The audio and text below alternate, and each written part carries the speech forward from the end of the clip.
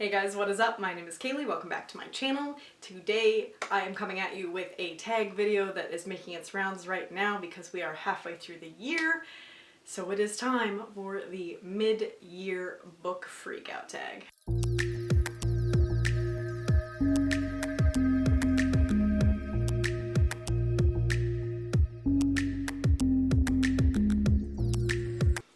This tag. I like watching the videos of this tag because I like to see where people are at in the year so far, and I like to reflect on what I've read because this year I've already read 82 books, which is pretty high for me. Every year I go a little bit higher, which is shocking. Eventually I'll reach a ceiling, I think. Anyway, let's start in with the questions. All right, number one, what is the best book you read so far in 2019? And I'm gonna go with two. One of them is The City of Brass by S.A. Chakraborty. I don't want to take it down and ruin my nice little presentation, so there it is. I absolutely loved it, 5-starred it. It's basically an Arabian Nights retelling, and I think that the pacing and the characters and the magic and the political system, everything was just so well thought out and well done, and I highly recommend it. And then secondly was the conclusion to one of my favorite trilogies of all time, and that is The Winter of the Witch by Catherine Arden. This book came out in January. I got to meet her. It was amazing. She is amazing. Her life made me feel like I've done nothing with mine, and I really like that about her.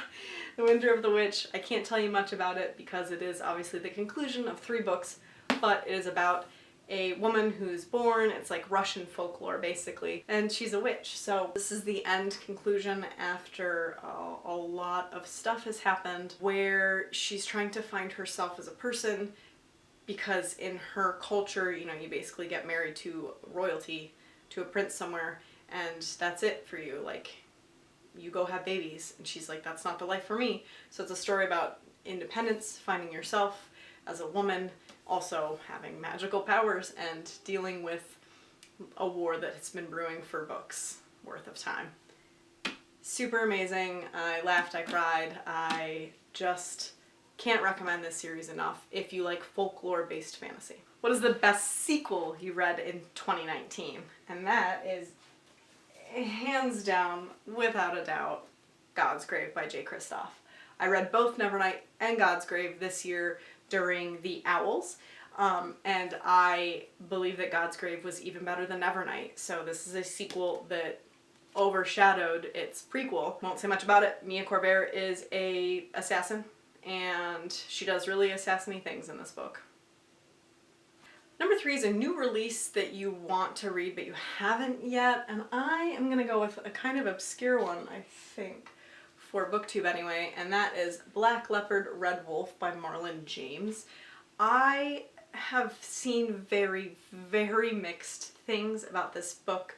People either absolutely despise it or DNF it, or people think that it's actually really good. It is heavy as hell. Wow, didn't even realize. The cover is absolutely gorgeous, like the snake on the inside here. Even this is nice. Like, it was the cover that attracted me to it, but it is about like and Gaiman blurbed it. Gaiman's one of my favorites for those that don't know. There's a guy named Tracker, and he's like a hunter, and he has to track down this boy that is lost, I believe. I believe it reads more fantasy literary fiction and deals with some very weird writing like that, but I love Murakami, and I feel like a lot of the people that aren't liking this are the same type of people that don't like Murakami, which is totally fine. Books are meant to be that way. But I'm nothing but intrigued about this, and I just keep putting it back in favor of other things, but I'd really like to get to it before the year's over. Number 4 is the most anticipated release for the second half of the year, and I just have way too many. So I'll name a couple of them. Like, first and foremost, the sequel to The Poppy War comes out, The Dragon Republic, in August. I'm really looking forward to that. Also, the sequel to Girls of Paper and Fire by Natasha Nan comes out, which is called Girls of Storm and Shadow. I think that's in November. This book I didn't expect to love as much as I did, but I can't wait for the sequel because I did really love this. Also, I just talked about Nevernight and God's Grave, so Dark Dawn, obviously, cannot wait. Definitely already pre-ordered Dark Dawn. And last but not least, for what I'll name, even though there's like a fuck ton of other books I'd like, the conclusion to the Scythe series, The Toll, comes out. I also believe that's in November, and so it's going to be a very, very busy month in November. I cannot wait to see where the story ends, because Thunderhead, the second book, was so good, especially the end. It kind of drug, it kind of suffered from middle book syndrome, but man, that ending, and I've been sitting with it because I believe the book was supposed to be out already and got pushed back, so it's been a while, and I can't wait. The biggest disappointment of 2019 for me will have to be The Gilded Wolves by Roshani Chokshi. I really, really, really thought I'd love this. A band of 6 people. I love 6 character storylines if you can juggle them well. I love fantasy. I love books where you're having to, it's almost heisty.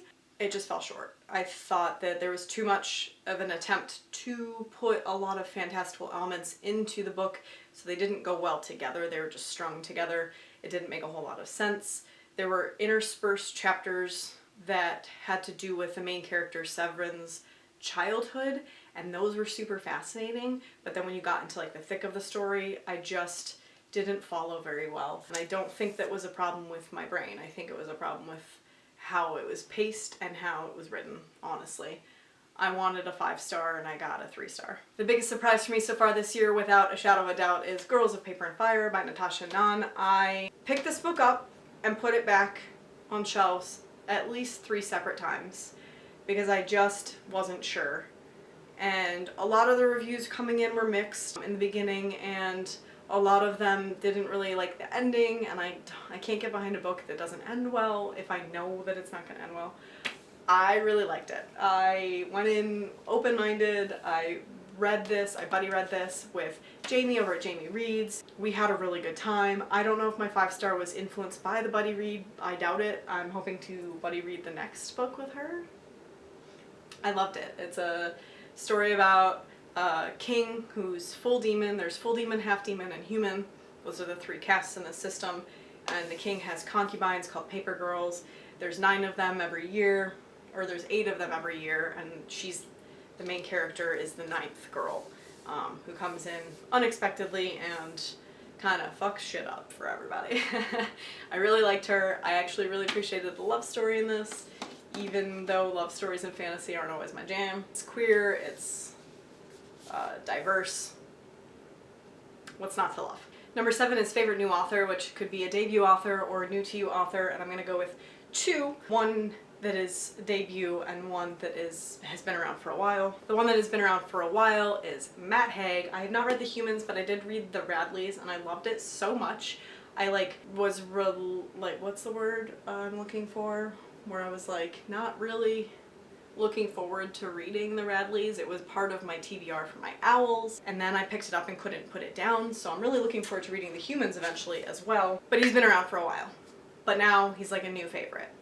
Then the debut is of a book that I don't own, but I need a copy of, and that is Casey McQuiston, who wrote Red, White, and Royal Blue. I've never seen a debut come out so strong, except for The Hating Game, I guess, by Sally Thorne. But she's got some big shoes to fill, her own shoes. And I'm pretty sure she's writing a female-female fiction now, and I really can't wait to see what she does with it. So I feel like Casey McQuiston is the answer of the year.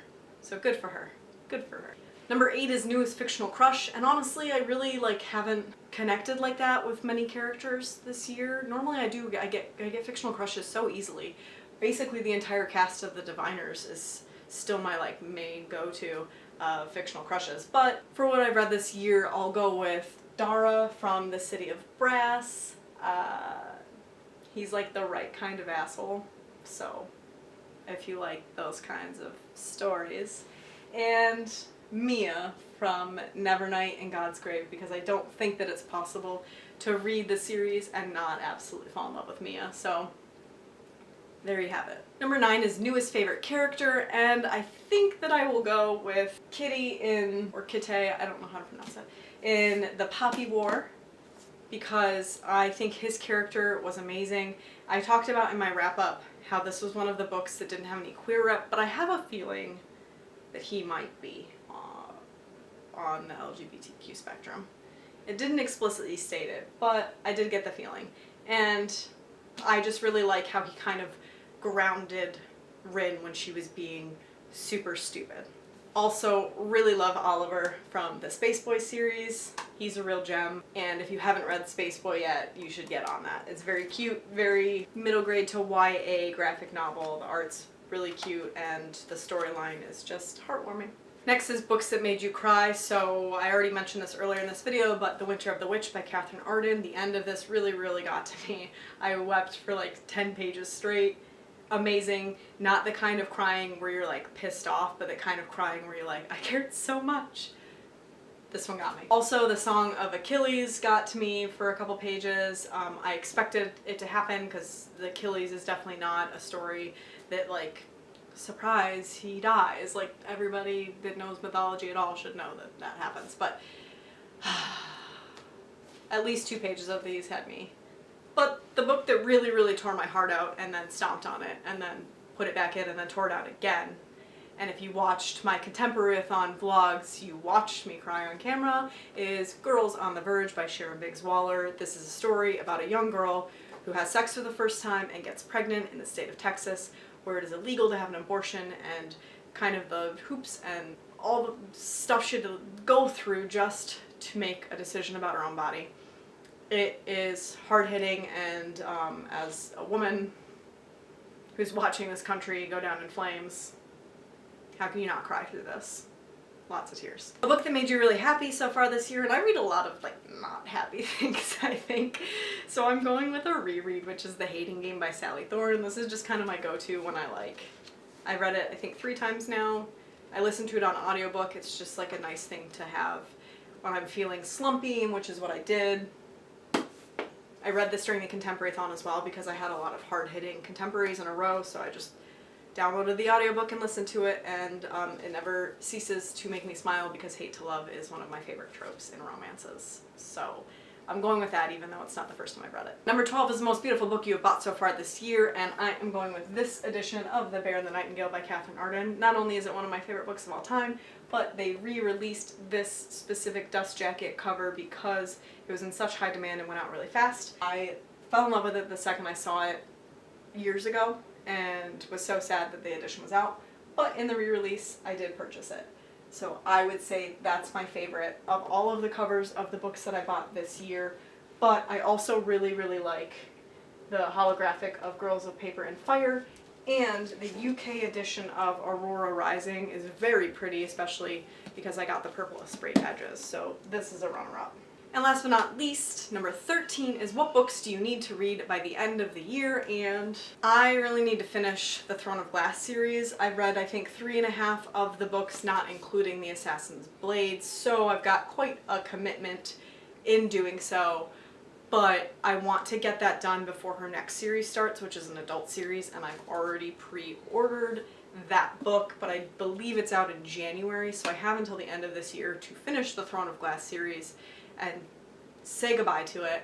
I think I'm definitely more of a Court of Thorns and Roses fan compared to the Throne of Glass series, but I own them and I'd like to read them. Also, I really want to get to Arch Enemies by Marissa Meyer because Supernova, the final in the trilogy, comes out, I believe, also in November. So many books in November, and I want to have this read before it even hits shelves. I really enjoyed Renegades. I gave it a 4-star. It's probably more of a 4.5 because the longer I went from like finishing it, the more I kept thinking about it. And I also read like a good 40% of it in a day because once I got into it, I got into it. So I just haven't found the time to read this, and I don't know why, but I need to get it done.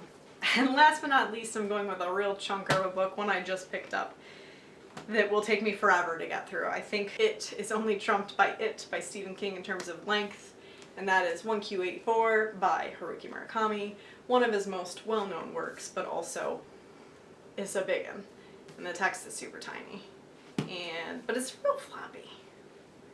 Love a good floppy paperback. In any case, if you like Murakami, I'm assuming that you'll I like Murakami, so I assume I'll like 1Q84, but we'll see how that goes. That's it for me. That's my mid-year book freakout tag. I honestly can't believe it's July 1st. My husband's birthday is in like a week, and then 1 more month until school starts. In any case, that's it, guys. Like if you like this video, subscribe if you are new here and want to see more content from me. I have all my social media links down below. You can find me on Goodreads and Twitter and Instagram.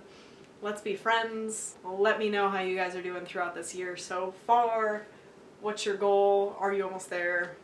I set my goal at 100 and I'm at 82, so I'm definitely gonna surpass that unless something really bad happens.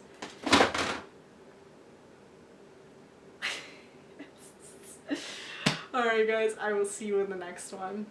Bye!